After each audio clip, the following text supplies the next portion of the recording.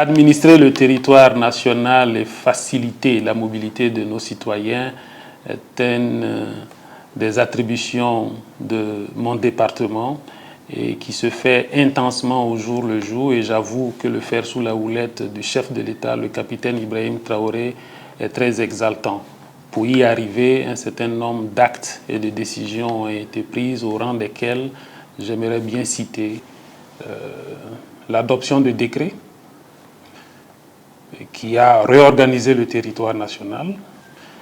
Et à côté de cela, il y a eu des dénominations tirées de nos langues qui ont été adoptées par la même occasion.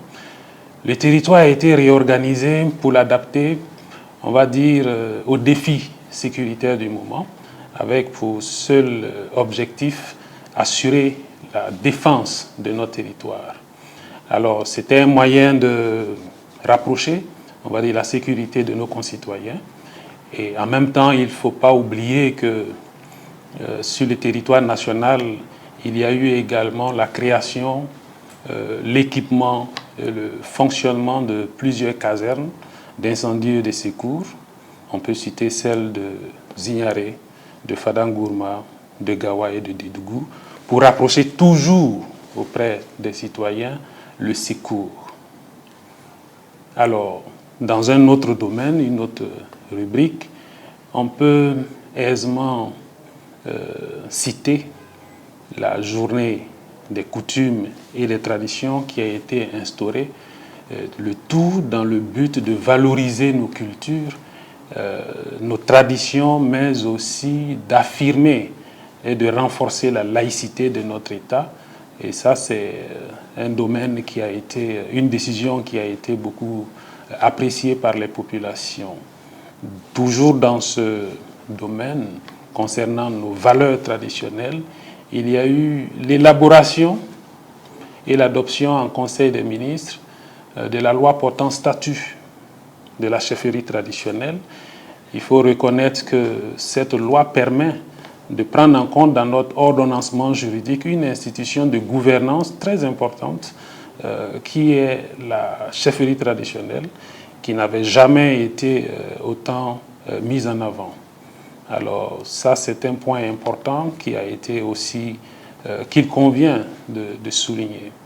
À côté de cela, n'oublions pas qu'il est important, et c'est en cela que je salue la vision de son Excellence, il est important d'assainir autour de nous tout ce qui existe comme organisme associatif. Alors il était important d'adopter la nouvelle loi sur les libertés d'association et pour non seulement suivre et contrôler les actions des associations, mais aussi prendre en compte les textes nouveaux qui n'étaient pas présents dans le texte ancien, on va dire, concernant la lutte contre le blanchiment d'argent.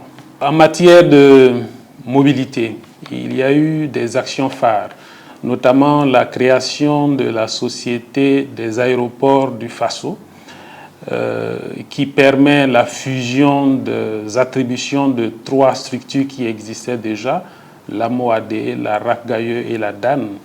Et je pense que ça a été une très belle vision d'arriver à la création de cette société parce qu'il fallait maintenant prendre en charge nous-mêmes la gestion directe de nos aéroports, ce qui était fait par délégation, mais cela permettra aussi une gouvernance beaucoup plus efficace de nos aéroports. Et n'oublions pas, à côté de cela, la mobilité de nos concitoyens, que sont pour la plupart du temps les étudiants, les élèves. Et pour cela, le chef de l'État, qui a très à cœur la question de la scolarité de nos élèves et étudiants, a pris en compte la question par l'acquisition de plusieurs centaines de bus. Et nous avons fait une première réception, le reste des bus est en cours. Toujours dans le domaine de la mobilité, il faut citer les efforts qui ont été faits pour la restructuration et l'acquisition d'Aéronef pour Air Burkina. Cette compagnie qui est très chère aux Burkinabés, mais aussi à l'ensemble de la sous-région au regard de sa capacité à faire un certain nombre de vols directs. Et je peux rassurer les populations que Air Burkina va continuer de vivre et il n'y aura plus de difficultés parce que très bientôt, il y aura d'autres acquisitions. En gros, nous pensons que les décisions qui ont été prises pendant, on va dire, ces 3 ans ont été prises en toute responsabilité sans esquiver quoi que ce soit. Même les décisions les plus importantes qui étaient esquivées ne l'ont pas été.